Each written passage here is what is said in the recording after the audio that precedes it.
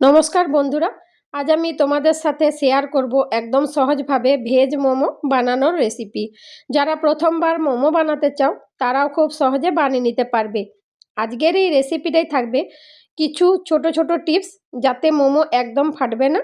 আর do তৈরির থেকে শুরু করে স্টিম করা পর্যন্ত সব কিছু দেখাবো একদম সহজভাবে। এই রেসিপিটা একবার বানালে বারবার বানাতে ইচ্ছে করবে।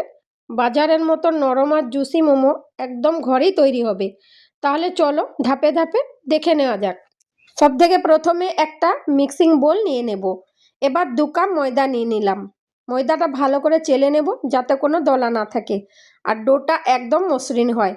ময়দা চেলে নেওয়া হয়ে গেছে। এবার অ্যাড করব 1/2 চা চামচ লবণ, 2 টেবিল চামচ তেল দিয়ে দেব। শুকনো উপকরণগুলো একবার ভালো করে মিশিয়ে নেব, এতে ডোটা সমানভাবে নরম হবে। এবার অল্প অল্প করে জল দিয়ে একটা মিডিয়াম সফট ডো তৈরি করে নেব। খুব বেশি নরম না, আবার খুব শক্তও না, একদম পারফেক্ট কনসিস্টেন্সি রাখতে হবে। ডোটা 5 থেকে 7 মিনিট ভালো করে মেখে নেব। যতক্ষণ না একদম মসৃণ আর ইলাস্টিক হচ্ছে ততক্ষণ মাখতে হবে। মাখা হয়ে গেছে।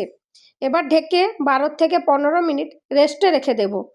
ময়দাটা রেস্ট করুক, আর সেই সময়ে স্টাফিংয়ের পুরটা বানিয়ে নেব। গ্যাসে একটা কড়াই বসিয়ে দিলাম। এবার দিয়ে দেব 2 টেবিল চামচ তেল। তেল গরম হলে দিয়ে দেব কুচানো রসুন আর কুচানো আদা দিয়ে ভালো করে একটু ভেজে নেব। এবার দেব কুচানো পেঁয়াজ, সাথে কুচানো গাজর, ক্যাপসিকাম আর বাঁধাকপি দিয়ে দিলাম।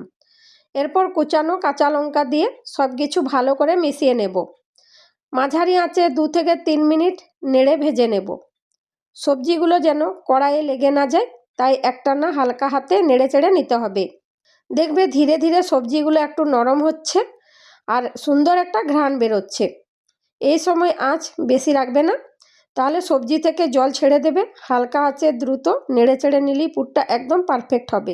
এবার অ্যাড করব 1 চামচ নুন, তোমরা নিজেদের স্বাদ মতো নুন অ্যাড করবে। অ্যাড করব 1 চামচ গোলমরিচ গুঁড়ো। এবার ভালো করে সব কিছু মিশিয়ে নেব। খেয়াল রাখবে সবজিগুলো যেন বেশি নরম না হয়ে যায়, হালকা ক্রাঞ্চি থাকলে মোমোর স্বাদ অনেক ভালো লাগে। এবার অ্যাড করব 2 চামচ সয়া সস আর 3 চামচ টমেটো সস। ভালো করে সব কিছু মিশিয়ে নেব। এই স্টেজে সবজির রঙটাও একদম ফ্রেশ আর সুন্দর থাকবে। ঠিক এই টেক্সচারটাই মোমোর জন্য সবচেয়ে ভালো। এতেই পুরের মধ্যে আসবে সুন্দর একটা রঙ আর হালকা টক মিষ্টি স্বাদ। সবশেষে কুচানো ধনেপাতা দিয়ে আবার একবার নেড়ে নেব। সব উপকরণ ভালো করে মিশে গেলেই গ্যাস বন্ধ করে দেব।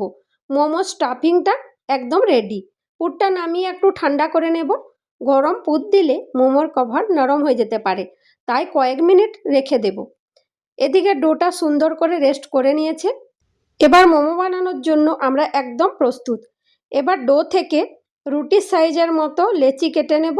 সামান্য শুকনো ময়দা ছিটিয়ে প্রতিটা লেচি রুটির মতো করে বেলে নেব। তারপর একটা গ্লাসের সাহায্যে গোল গোল লুচির সাইজে কেটে নেব। একইভাবে আবারও বেলে গ্লাস দিয়ে কেটে নেব। মোমো বেলার সময় খেয়াল রাখবে লুচি খুব পাতলা হবে না। একেবারে পাতলা করলে স্টাফিং বাইরে বের হয়ে যাবে, কিন্তু মোটা রাখলে স্টিমিং সময় মোমো ভেতরে পুরো সেদ্ধ হবে না। তোমরা মাপ করতে চাইলে আঙুলের পাতলা অংশ দিয়ে চেপে দেখো, হাতের স্পর্শে মাঝারি নরম লাগে। এভাবেই প্রতিটা লুচি বেলে নিলে স্টাফিং ঠিকভাবে ঢেকে যাবে আর মোমো ফেটে যাবে না। এই টিপসগুলো ফলো করলেই বিগিনার্সরাও মোমো একদম ঠিকঠাক বানাতে পারবে। এবার একটা গোল লুচি নিয়ে মাঝখানে পরিমাণ মতো পুর দিয়ে দেব। খেয়াল রাখবে বেশি পুর দেবে না, তাহলে বন্ধ করতে অসুবিধা হবে। আবার খুব কমও দেবে না, তাহলে মোমোটা ফাঁপা হয়ে যাবে। চারদিক থেকে ভাঁজ করে সুন্দর করে মোমোর আকার বানিয়ে নেব। তোমরা নিজেদের পছন্দ মতো যে কোনো ডিজাইন বানিয়ে নিতে পারো। ডিজাইন যেমনই হোক না কেন, স্বাদের কোনো পরিবর্তন হবে না। প্রতিটা মোমো সমান সাইজের হয়েছে, দেখলেই বোঝা যাবে কত সুন্দর হয়েছে। প্রতিটা মোমোর ভাঁজ ঠিকঠাক হয়েছে আর স্টাফিং ভিতরে সুন্দরভাবে রাখা হয়েছে। লুচি খুব পাতলা বা মোটা হয়নি, পারফেক্ট থিকনেসে আছে। সবগুলো মোমো একসাথে সাজানো হয়েছে। স্টাফিং একদম জুসি রয়েছে আর লুচি হালকা নরম। যখন স্টিম হবে গরম ধোঁয়া বের হয়ে ঘ্রাণ ছড়িয়ে দেবে।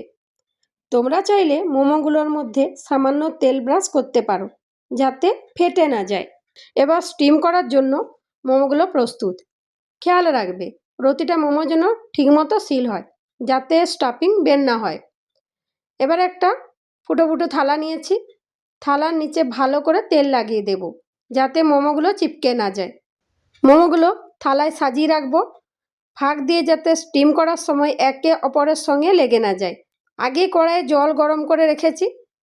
গরম জল সহ থালাটি কড়াইয়ের উপর বসিয়ে দেব। ঢাকা দিয়ে মাঝারি আঁচে স্টিম শুরু করব। মাঝারি আঁচে প্রায় 10 থেকে 12 মিনিট স্টিম করতে হবে। তার মাঝে মাঝে জল কমে গেলে একটু অ্যাড করতে পারো। সময় হয়ে গেলে মোমোগুলো একে একে প্লেটে তুলে নেব। মোমোগুলি দেখতে যেমন সুন্দর, খেতেও ঠিক তেমনি দারুণ স্বাদ। আর এই রেসিপি অনুসরণ করলে প্রথমবারেও মোমো একদম জুসি ও নরম হবে। মোমোর সঙ্গে পরিবেশন করব টক ঝাল চাটনি। মোমোর চাটনির এই রেসিপি দেখতে চাইলে কমেন্টে জানাবে। এটাই ছিল বিগিনার্সদের জন্য একদম সহজ মোমো রেসিপি। ভিডিওটা ভালো লাগলে লাইক ও শেয়ার করবে বন্ধু এবং পরিবারের সঙ্গে। আর হ্যাঁ, সাবস্ক্রাইব করতে ভুলবে না। মনে রাখবে, চেষ্টা করলেই মোমো একদম পারফেক্ট হবে। নেক্সট ভিডিওতে আরও মজাদার আর সহজ রেসিপি নিয়ে দেখা হবে। সবাই সুস্থ থেকো, ভালো থেকো আর রান্নার মজা উপভোগ করো।